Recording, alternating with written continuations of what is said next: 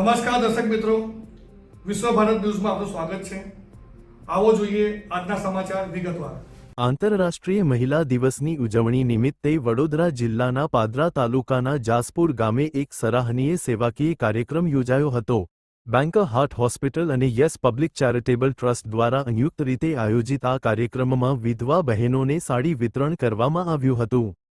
કાર્યક્રમ દરમિયાન ગામના સરપંચ શ્રી રાજુભાઈના હસ્તે વિધવા બહેનોને સાડીઓ અર્પણ કરવામાં આવી, જેના કારણે ગામમાં માનવતા અને સહકારની ભાવના જોવા મળી હતી।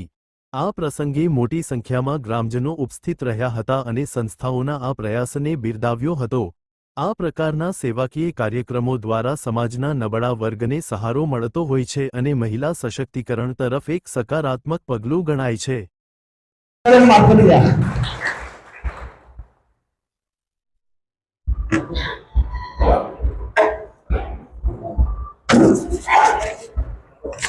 આમંત્રિત કર્યા અને આપે આપનો કિંમતી સમય કાઢી અને અહીંયા આવ્યા તે બદલ આપ બધાનો આભાર।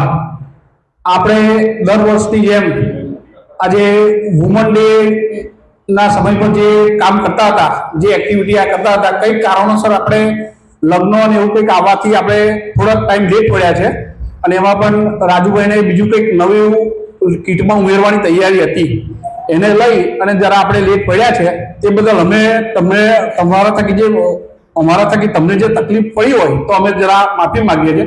પણ મારું તો કહેવું એમ છે કે આજે જાસપુર ગ્રામ પંચાયત આજે ઘણા વર્ષોથી કંઈક સરપંચો બન્યા, પણ આ એક સરપંચ રાજુભાઈ એવા છે કે જે દરેક જગ્યાથી દાન લાવવું, દાન આપના દાતાઓને દાન લેનાર વ્યક્તિ પર એક અદ્યતન વિશ્વાસ હોવો જોઈએ।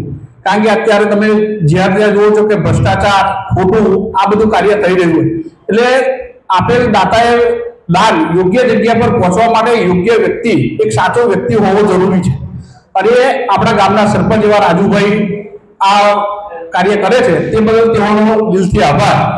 હવે આ એક પ્રસંગમાં મારે તો વધારે કંઈ ના કહેતા તમને એવું કહેવાનું થાય કે આગામી ઇલેક્શન આવશે ગયા વર્ષે, તો રાબેતા મુજબના આવા આપણા પ્રોગ્રામ કરતા એવા રાજુભાઈને આપ લોકો બધા સપોર્ટ આપો એ હું તમારી પાસે આશા રાખું છું। તો આગામી ઇલેક્શનમાં ગમે ત્યારે રાજુભાઈ તમારી પાસે આવે તો એમને ઓળખતા શીખજો કે આજે 5-5 વર્ષથી આપણને આ રીતની સેવા આપતા હોય તો એવા વ્યક્તિ સાથે આપણે ઊભું રહેવું એક આપણી નૈતિક ફરજ બને છે। તો રાજુભાઈ સરપંચને સપોર્ટ કરશો એ જ આશા રાખું છું। જય હિન્દ, જય ભારત। જવાનું છે ગયા વર્ષે થોડી ધક્કામુક્કી કરી અને આપણે અવ્યવસ્થા ઉભી થઈ ગઈ, એટલે 10 મિનિટ ના કરતા અડધો કલાક લાગશે કદાચ, અને બધા શાંતિથી પોતાની કીટ લેવાની છે અને શાંતિથી પછી ઘરે જવાનું છે। એટલે સહેજ પણ ધક્કામુક્કી કરવાની નહીં, ધીરજ રાખવાની। બધાને કીટ આપવા માટે જ બોલાયા છે અને તમારા માટે જ કીટ લાવ્યા છે અને તમને જ આપવાની છે, એટલે કોઈ ધક્કામુક્કી કરવાની નહીં, ઉતાવળ કરવાની નહીં અને કોઈ પ્રકારની અવ્યવસ્થા ઉભી ન થાય એની આપણે કાળજી રાખવાની છે। રિક્વેસ્ટ કરું છું, વિનંતી કરું છું, આટલા બધા દૂરથી આપણા માટે આ મહાનુભાવો આવી સરસ કામગીરી કરતા હોય અને આપણે એમને ફક્ત સાથ અને સહકાર આપવાનો છે, શાંતિ જાળવવાની છે। તો આપ સૌ માતાઓ બહેનોને મારી 2 હાથ જોડીને વિનંતી છે કે ખૂબ શાંતિથી આપણે આ કાર્યક્રમ પૂરો કરવાનો છે અને ખૂબ શાંતિથી આપણે બધાએ આપણી કીટ લઈ અને આપણે ઘરે જવાનું છે।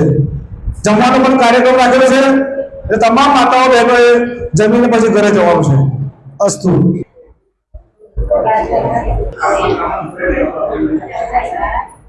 આવી ગયા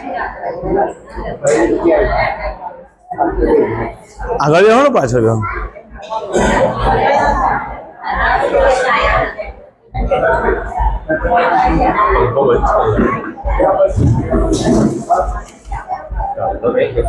ત્યાં છે સામે।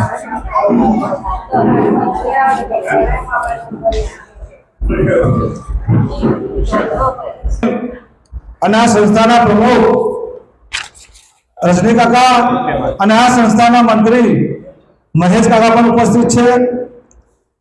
હું આપ સૌ માતાઓ બહેનોને ખૂબ નમ્ર અપીલ કરું છું કે આ વખતે આપણે ખૂબ જ શાંતિથી આ કીટ વિતરણનો કાર્યક્રમ પૂર્ણ કરવાનો છે.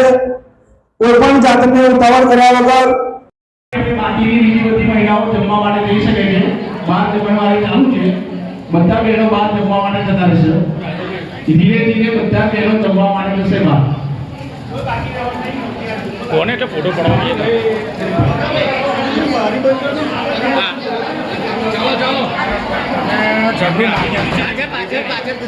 અમને કોણ નીકળે છે? કીટનો બી ફોટો પડાવવાનો છે.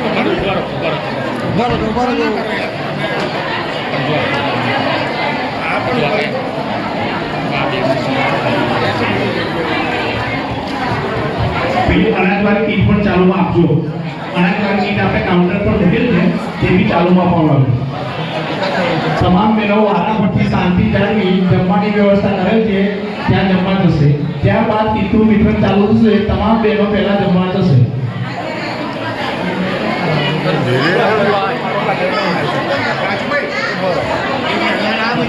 આ